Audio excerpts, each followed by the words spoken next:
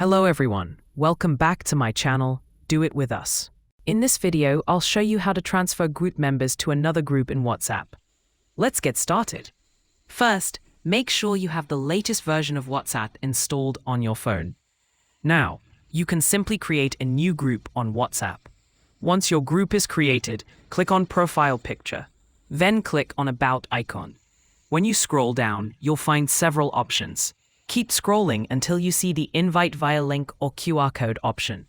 You can either copy the invite link or QR code, share it directly via WhatsApp. Now, just send this link or QR code to the other WhatsApp group where you want to invite your members.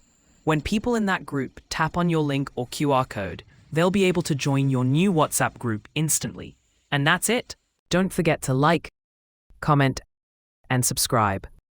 Thanks for watching, and I will see you in another video.